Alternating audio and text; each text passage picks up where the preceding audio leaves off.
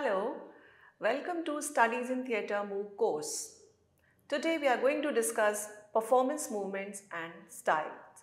Now you can always ask this question, what does performance movements mean? Well, this is a new coinage or rather new collocation because this prefix is not very often used with the movements. There are various kinds of activities, politics, cultural changes, societal changes that take place around us. And we somehow or the other get influenced by these changes in our literature, in our theatre, and in most of the things that we are doing. The visible changes are very much clear to the people who are passing through those changes, but there are many other inherent things that take place, inherent shifts and changes that take place, which can be recorded only when a certain time period has gone and there is a certain distancing as far as temporality is concerned. Then only we can figure out that how a particular thing in the history, in the past, shaped different arts, different cultures and different artistic creations. For that matter, I'm going to take you down to the journey of different movements in art and culture that have shaped the mapping of theatre which we see today as different names, different aspects. You have already seen different genres of theatre with me. Now those genres will also help you in collaborating with the present discussion. So here we go. Let us look at the definition of what is our premise today. So theatre, as I explained, is a dynamic performative art. It has evolved over centuries. You have already seen how it has evolved from the times when we were living in caves to the times that we are living now. We have already seen this in different lectures previously. So myriad of influences, socio-political epochs, diverse schools of thought and various other contextual factors influence the theatre and its aspects. So its trajectory has been profoundly influenced by political movements, socio-political changes, different kinds of intellectual movements and various other things beyond.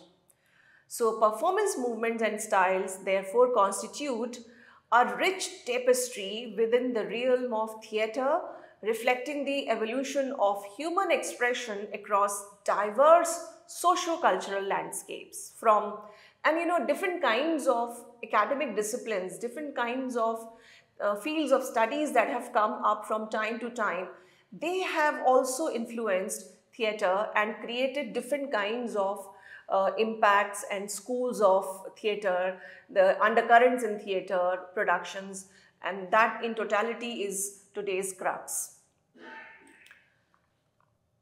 Theatre therefore is shaped by different kinds of tropes. So some tropes are common, but these tropes can be in different kinds of permutations and combinations when you are looking at the different time period in history which have influenced theatre.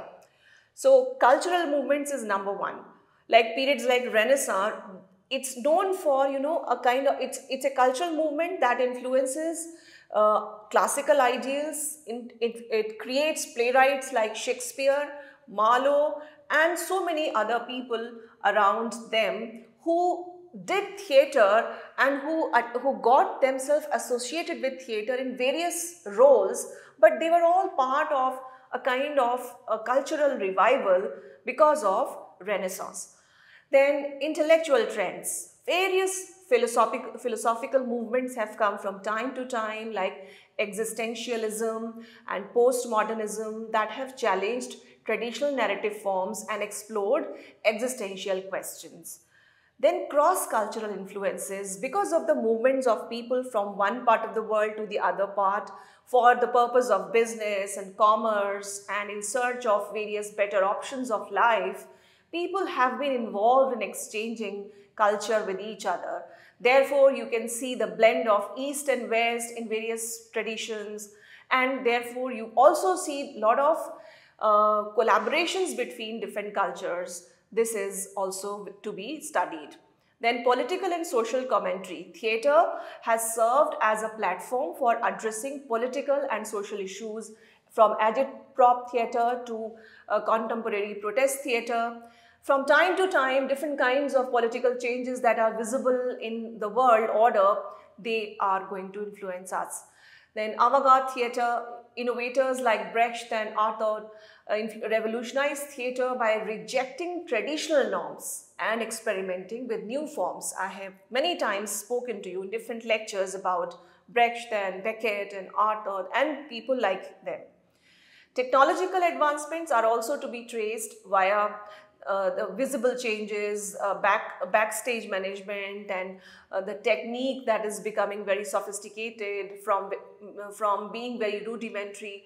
You know, things may appear relatively less developed for a certain comparison, but whatever is happening in theatre is always an advancement. It's always a moving ahead, because it is an innovation of the times that they are living in, the people are living in, and then that innovation gives birth to a better kind of culture, and then the next generation or the next people to come employ much better sophistry in taking the art of theatre further. So classicism, the classical roots of theatre, trace back to Greek tradition. This is one movement that we are looking at, and this movement is also present in literature. This movement is present in art. This movement therefore is present in theatre as well. It's influencing Roman, medieval, Elizabethan, Jacobean, Restoration periods. These epochs introduced foundational elements that shaped the essence of theatre. Some of the important identities of classicism is mask and chorus. The first use of masks and choruses in Greek theatre set a precedent for dramatic performances, adding depth and symbolism to productions.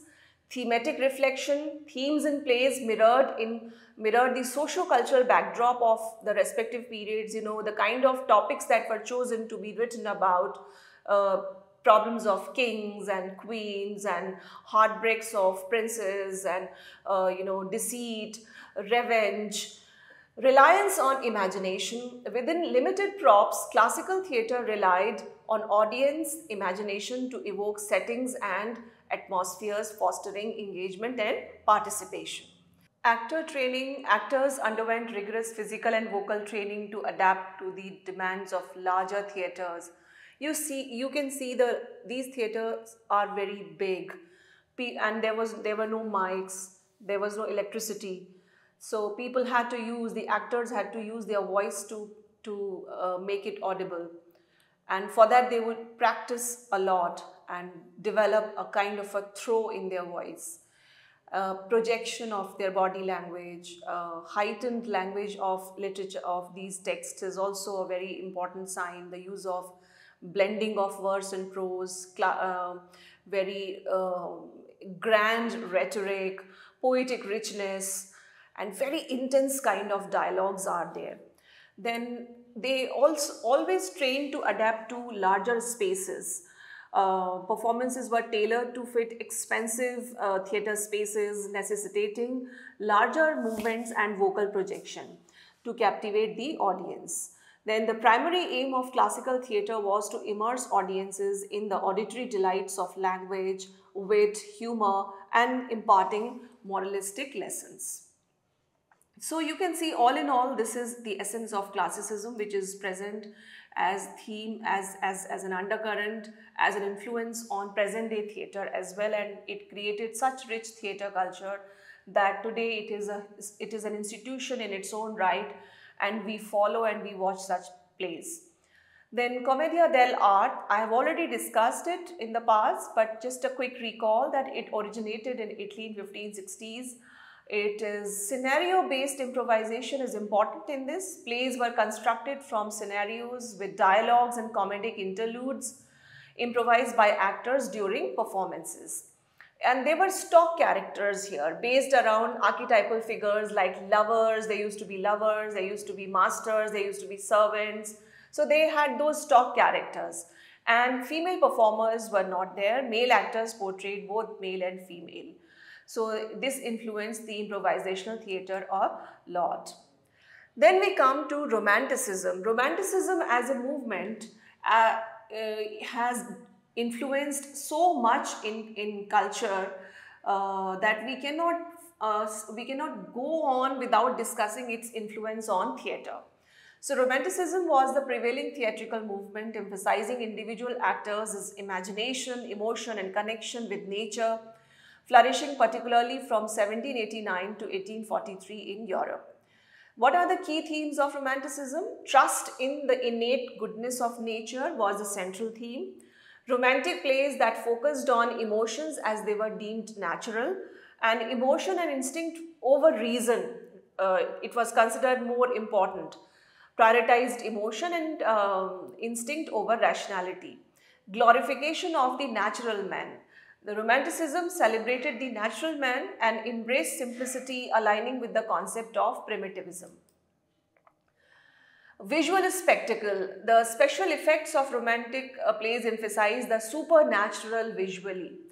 Changing audience. The audience had started changing, a kind of middle class had started developing and they were going in theatre. A very interesting example of this period is this Sturm und Drang. Germany witnesses the emergence of Sturm und Drang, focusing on emotional turmoil, rebellion, rejection of established norms and individualism. It was a very powerful kind of a practice, although it lasted for only a short while, but this was a very different kind of a style of theatre in which very rebellious nature of performances would be performed, and Goethe's play Gotts von Berlichingen and Friedrich Schiller's play The Robbers are often considered significant works in the Sturm und Drang style. Emotional intensity, rebellion and individualism along with nature and the sublime, youthful idealism, social critique, conflict and tragedy are the key features of this era. Then Victor Hugo's controversy, it's very famous, Hugo's Hernani, that was a very path-breaking play influenced by this whole period of Romanticism that we are discussing. It even sparks Roy's challenging neoclassical ideals in France. So basically these Romantic period was the playwrights that they were writing in Germany and France, they were challenging the neoclassical trends. Then you have naturalism. Naturalism emerged in European drama and theatre during the late 19th and 20th century. It aims to establish a flawless illusion of reality using various dramatic techniques. For example, naturalistic productions featured detailed three-dimensional sets and everyday speech forms, preferring prose over poetry. So it's a very important milestone because plays have been written in poetry for a long time, and in this period we can see that there is dominance of prose, and prose is more and more coming onto the scene. They maintain a secular worldview devoid of supernatural interventions, focusing solely on contemporary and indigenous subjects.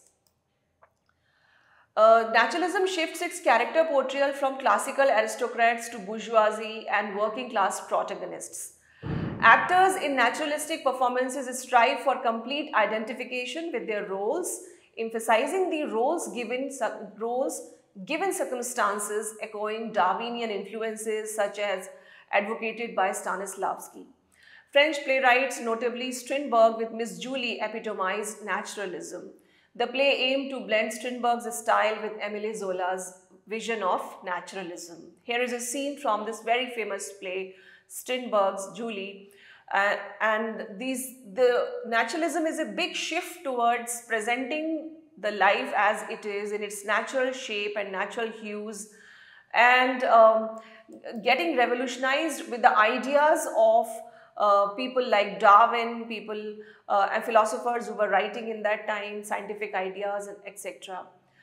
Now, moving on, we have realism, purposeful experiment, a movement emerging in the later half of the 19th century aimed to enhance the societal relevance of theatre. Naturalism precursor evolved from naturalism, eventually surpassing it in influence. So, realism is preceded by naturalism, and realism therefore inherits various traits of naturalism. It is more real, it is closer to reality, it takes the spirit of naturalism further. True to life representation is its key hallmark, involves depicting character realistically set in authentic and lifelike environments. Exploration of existential challenges directs focus towards physical and philosophical dilemmas of social and psychological existence. Key characteristics also involve characters as victims of formidable external forces, grappling with challenges of a rapidly changing world. Unfiltered portrayal. Playwrights fearlessly present characters as ordinary, powerless, and incapable of resolving their predicaments. Objective is to establish a connection between the audience and the plot, the situations portrayed on stage. Ibsen, hailed as the progenitor of modern realistic drama, challenged societal norms through his plays, which explored unconventional subjects within the framework of the well-made play. A Doll's House stands as a quintessential example of his work. So this play, Doll's House, is about a housewife who tries to save her world, who tries to save her environment, her household, by doing what a housewife should be doing, what a obedient wife can do. Her husband, who is a banker, does not like her ways of moving ahead with the family affairs and trying to help her husband. So he mistreats her. He does not like, he distances her from her own children. She starts suffering. There is pain that she suffers. Well, 100 years ago, this kind of story would not be a story in play. But now is the time where common man has taken the stage at its center, and the lives of these people have become the here to stay for the audience. So what happens is that at the end of the play, she decides to give up on her husband and she decides to leave the house. She leaves the house, she closes the door and bangs it hard.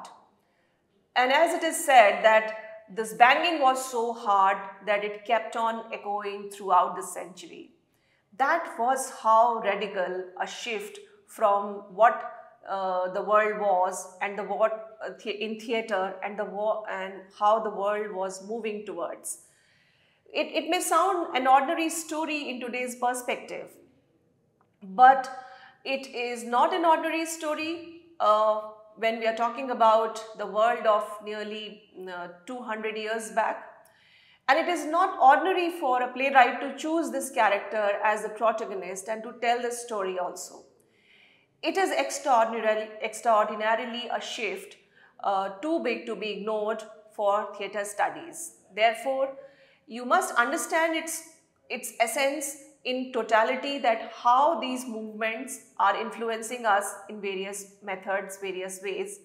So apart from the context in which I was talking, this is an additional meaning of realism which is employed in the practical game of theatre, and that should also be kept in mind. This realism, the intellectual realism, cannot be attained without understanding the realism that has been just talked about in this video. Therefore, we must also be clear that there are techniques for all these kinds of movements, and each one has a distinct technique. And those set of techniques are to be understood in detail in order to practically present that play under the influence of a particular performance movement. So in this discussion, in this lecture, we have seen at various movements, performance movements which have influenced theatre from time to time, and how they are present in written form and how they have created beautiful productions. Now in our next lecture, we will carry forward this discussion. Thank you very much. These are the sources of pictures that I have used. See you in the next discussion about the same topic.